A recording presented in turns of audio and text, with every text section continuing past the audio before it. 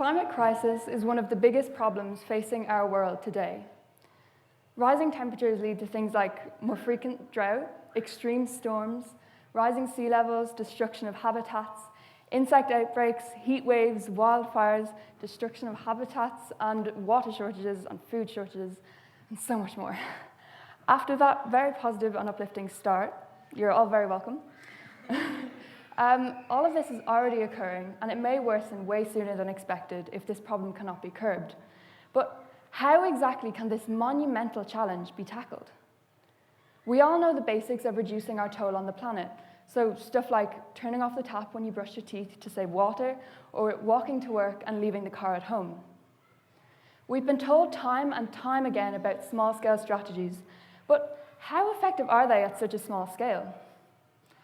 Sometimes you may feel like a small fish in a big pond, and you may feel like there's no even need for you to help, and we should just leave it to the big corporations and governments to be the difference. So here I ask you the question, can we save the world from inside our homes? And is there anything that you and I can do as individuals to help tackle climate change? Well, I'm here to tell you. The role that corporations play in global climate change is very obvious. They produce just about everything we buy, use, and throw away, and therefore play a major role in global emissions.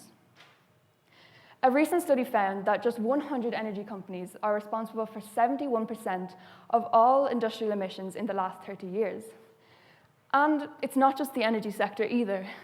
According to self-reported numbers, the top 15 US food and beverage companies generate nearly 630 million metric tons of greenhouse gases every single year.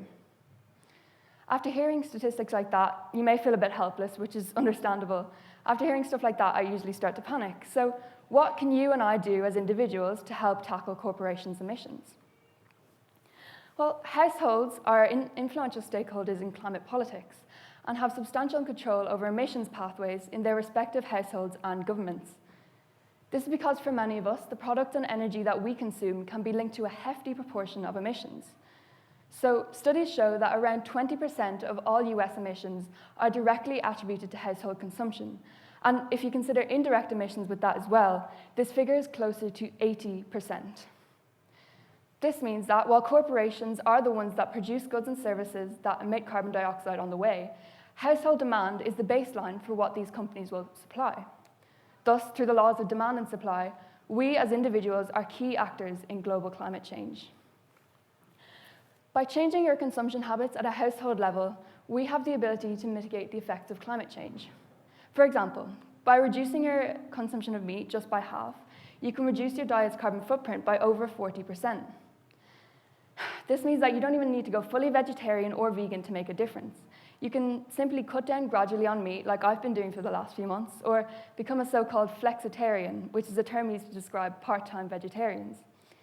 Then there's also the social ripple effect. This is a theory in sociology about how social interactions can affect situations that aren't even remotely related to the initial interaction. So take, for example, the number of people in the last few years who've decided to eat less or even no dairy and meat products. The more people who do this, the more people are inspired to follow suit. This means the quality and the availability of these alternative products will increase to meet this new consumer demand. And that means that having a plant-based diet becomes a lot more appealing to all. You and I can take action in many, many ways, including but not limited to changing our diet.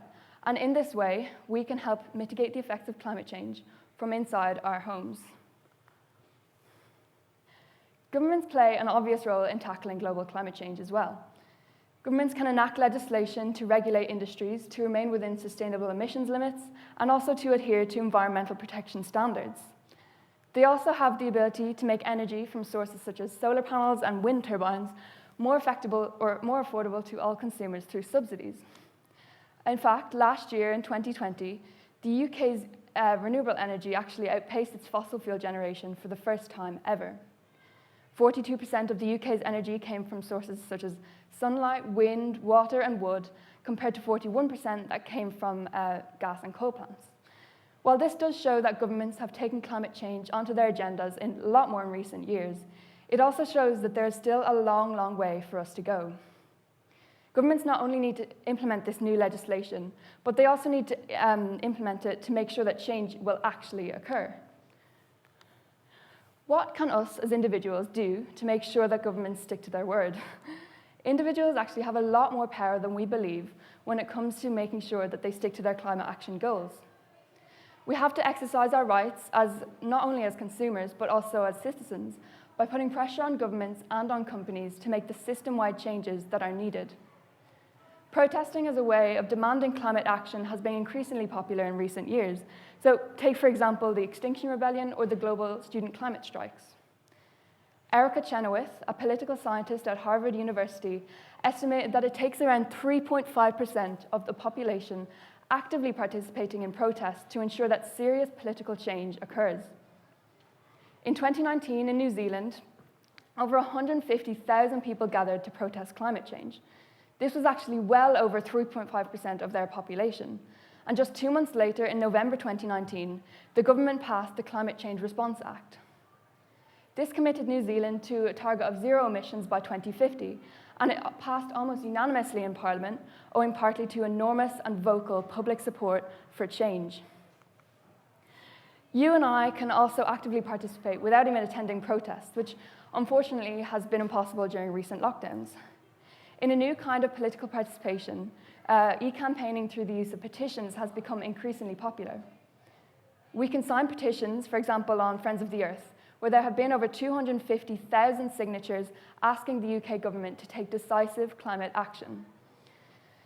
This not only shows that there's strength in numbers, but it also shows that us as individuals have great power over our governments. Through protests and petitions, we have the ability to save the world from inside our homes. So, in conclusion, if you're wondering if you alone can save the world from destruction, I'm afraid the answer is going to be no. But if you're wondering if the efforts that you make now will make any difference on the future, well, at the risk of sounding like I'm quoting Tesco, every little helps. If there are enough global individuals willing to make even small sacrifices and changes in their daily lives, it will help mitigate the effects of climate change.